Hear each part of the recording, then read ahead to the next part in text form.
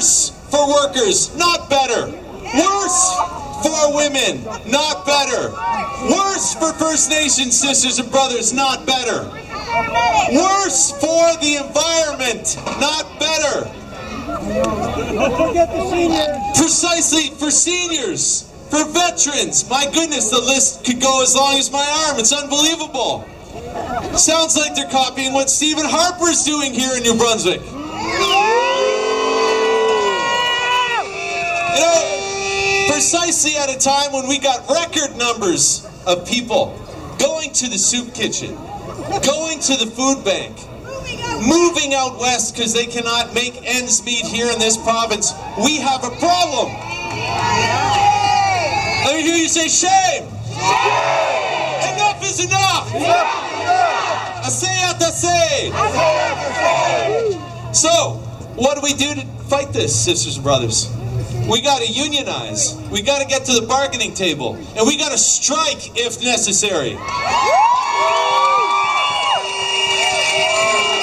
you with me? Let me hear you say yeah!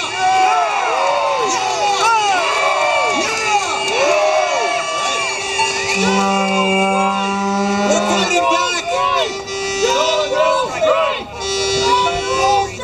We're fighting back against cuts to our public services. Why do we have public services? Because we fought for them, sisters and brothers. We fought for them so that the government got rid of private health care years ago. This is one step in the wrong direction. This is one step backwards for us. Do you agree? Yes! Our government is putting profit before people. They're putting the 1% before people. They're putting the 1% before workers of this province. We believe in putting people before profit. We want to turn that around. We want people before profit. Do you agree?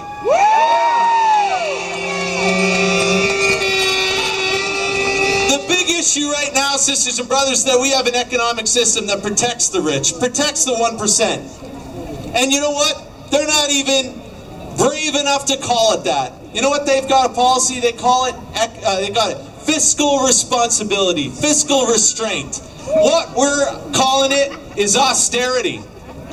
Austerity, sisters and brothers. And what this means is policies that favor the 1% and hurt workers. Hurt people. You're absolutely right, brother. So, you know what austerity is?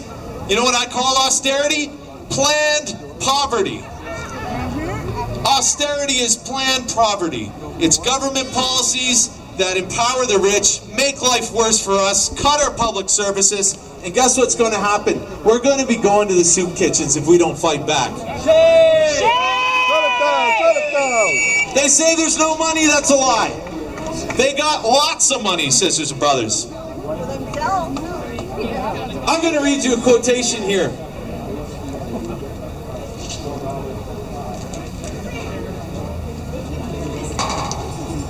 What we're talking about, sisters and brothers, is capitalist system right now. And the civil rights movement in the 1960s had this all figured out. They were fighting the same stuff. In the words of Malcolm X, it's impossible for capitalism to survive, primarily because the system of capitalism needs blood to suck. Capitalism used to be like an eagle, but now it's more like a vulture. It used to be strong enough to go and suck anybody's blood, strong or weak. But now it's become more cowardly, and like the vulture, it can only suck the blood of the helpless. And as nations of the world free themselves